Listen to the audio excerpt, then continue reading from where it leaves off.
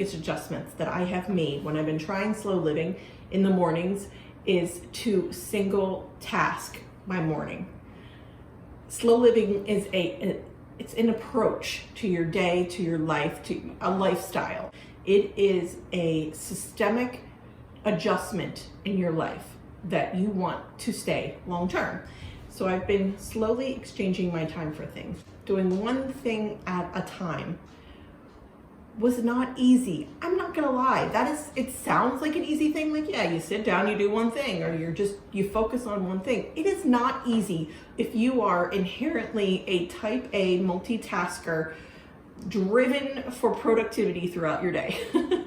So I started with drinking water. I was not drinking enough water, and I use the Fabulous app. I've mentioned them before. I'll leave a link below, but I use the Fabulous app as a kickoff to my morning. It celebrates me. It reminds me to drink my water. It reminds me to take my vitamins.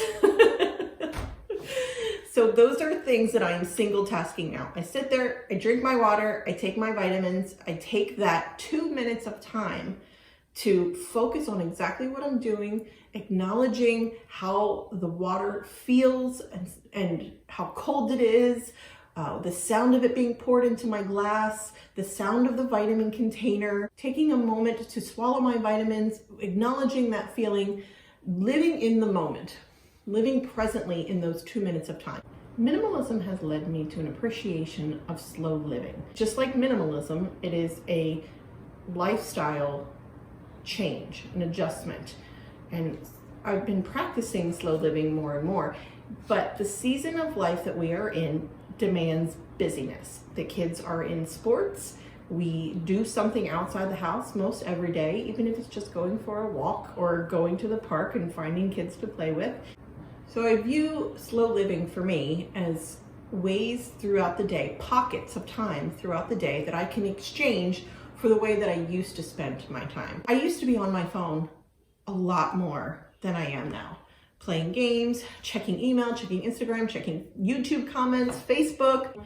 It was time spent on a device that could be better spent, and I knew it back then. But what I do now is after I'm in my Fabulous app, I drink my water, I take my vitamins, I do my little 5 minutes of movement, I check all my boxes in the app, and I turn my phone off and I plug it in on the counter. And it's an active decision for me to let go of my phone.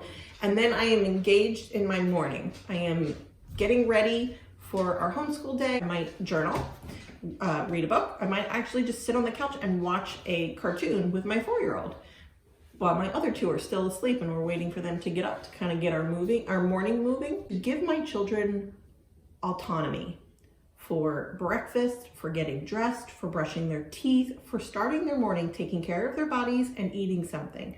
I still will cook hot breakfast, eggs, pancakes, waffles, but just not every morning. And if they wake up before me or before it's time for breakfast and they're hungry, I have given them full autonomy to make themselves a bowl of cereal. That might sound like, yeah, duh, except that we didn't have that going on. I was taking care of them individually as they got up, reminding them to get dressed, egging them on, urging them to go and start their day, go brush your teeth, go make your bed, go get dressed. We use the bucket system from Sage Family. So I've got cereal containers on the bottom level of my pantry. I have a milk pitcher on the bottom shelf of the refrigerator. Everybody can reach it. I have a kids drawer that has bowls and kids cups, and they can reach the spoons. Everybody can get themselves a bowl of cereal in our house without mommy helping. And what that does is frees me up. I am not divided. I am not making a bowl of cereal while I'm also trying to get ready for school. I'm not making a bowl of cereal while I'm figuring out what our day looks like. I'm not making a bowl of cereal while I'm also trying to make myself breakfast. I am doing my own slow living morning and figuring things out for myself when my children are learning to take care of themselves. We go outside every day. So much more than we use. Why is this dog pacing? He paces because he likes us all in the same room. That's probably why he's pacing, because my 4-year-old is sitting there watching Umi Zumi and I'm in here. So he's pacing. That's the shepherd. He likes to shepherd us all together. Anyway, we go outside. So much work. I mean, the weather's breaking now, so it's essentially spring weather here most every day. But all winter long, we went outside and I equipped us to do that. I got us long johns. I have the right winter gear. I have the right boots, snow boots, rain pants, snow pants, thermals, these amazing merino wool thermals for myself and for the kids. And that's just another, deliberate exchange of time. Being simple and slow for me has been about editing parts of my life and parts of my day. Whether it comes to stuff, the calendar, what's in my head, whatever it is, I've been slowly editing out parts that just aren't a fit anymore, that I don't allow space for. So the same way I don't allow space in my kitchen for things we don't need, I try not to allow thoughts and tasks to take up space in my head that are just either causing stress or anxiety. I do brain dumps, I prioritize, I delegate. And then on the calendar, I'm just not interested in busy anymore. I used to be interested in busy and felt compelled to get through the day with it planned and just jam-packed with stuff. And I feel the opposite anymore. It's about intentionality now for me. What do I intentionally want to do with my time? What do I want my kids to spend their time on? And what do they want to spend their time on? They don't want to go either. You can tell by the end of the day, if we've had a busy day and we get home, the three of them are melting down. They're far more prone to fights. There's tears. It's just too busy is too much for all of us anymore. The speed of slow fits very well for us, and we can still do stuff. Busyness is just a part of the season of life that we're in. So my oldest is in karate 2 times a week.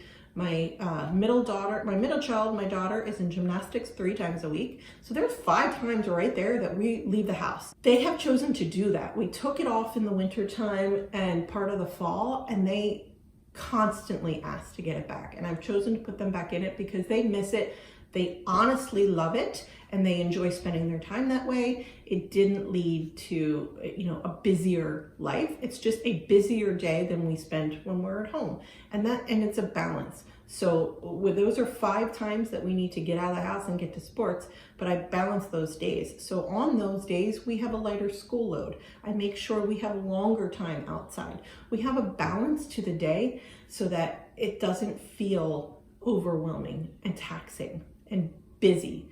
It feels intentional. At the end of the day, not feeling guilty that I didn't get done all the things. Because multitasking and pushing myself to the outer limits of my time is not how I wish to spend my life anymore. It's stressful, it created anxiety. Thank you for watching. Would love if you subscribe and join our family here online. We support each other with kindness in the comments.